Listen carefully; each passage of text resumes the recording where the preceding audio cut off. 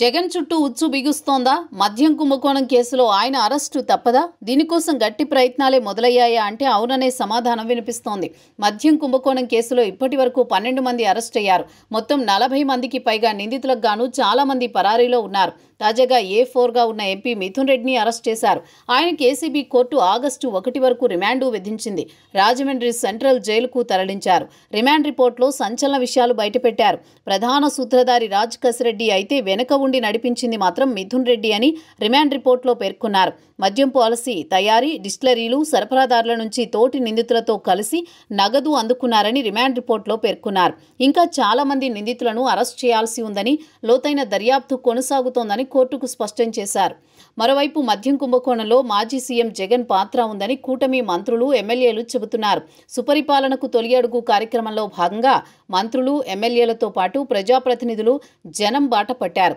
మద్యం కుంభకోణం అనేది దేశంలోనే పెద్దదని, భారీ అవినీతికి పాల్పడ్డారని, అదే సొమ్మును ఎన్నికల్లో వాడుకున్నారని ప్రజలకు వివరించే ప్రయత్నం చేస్తున్నారు.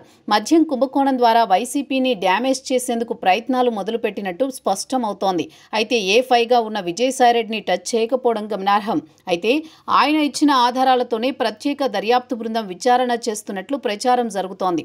అయితే 2024 సార్వత్రిక ఎన్నికల్లో వైఎస్ఆర్ కాంగ్రెస్ పార్టీ అభ్యర్థులకు నగదు ఇచ్చేందుకు ఈ మద్యం కుంభకోణం జరిగిందని సిట్ ప్రాథమిక దర్యాప్తులో తేలింది.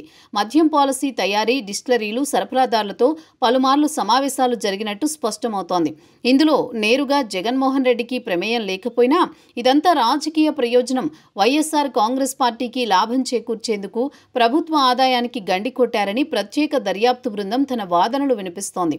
అంటే అంతిమ లబ్ధిదారుడు వైసీపీ అధినేత జగన్మోహన్ రెడ్డి అని అభియోగాలు మోపే అవకాశం ఉంది. జగన్ అరెస్టు చేయడం కంటే మద్యం కుంభకోణం ద్వారా ప్రభుత్వ ఆదాయానికి గండి కొట్టారనే ప్రచారం ప్రజల్లోకి తీసుకువెళ్లే ప్రయత్నం చేయనుంది కూటమి. ఇప్పటికే ఈ అంశాన్ని ప్రజల్లోకి తీసుకువెళుతోంది.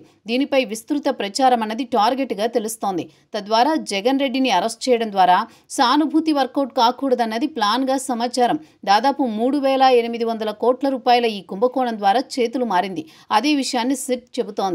ఎక్సైజ్ అసిస్టెంట్ కమిషనర్ అధికారిని ఐఏఎస్ హోదా ఇస్తామని చెప్పి కుంభకోణానికి పాల్పడ్డారని సిట్ కోర్టుకు స్పష్టం చేసింది. అయితే ఇంకా అరెస్టులు ఉన్నాయని కోర్టుకు చెప్పడం ద్వారా పరోక్ష సంకేతాలు ఇచ్చింది ప్రత్యేక దర్యాప్తు బృందం. చూడాలి ఎటువంటి కీలక అరెస్టులు ఉంటాయో.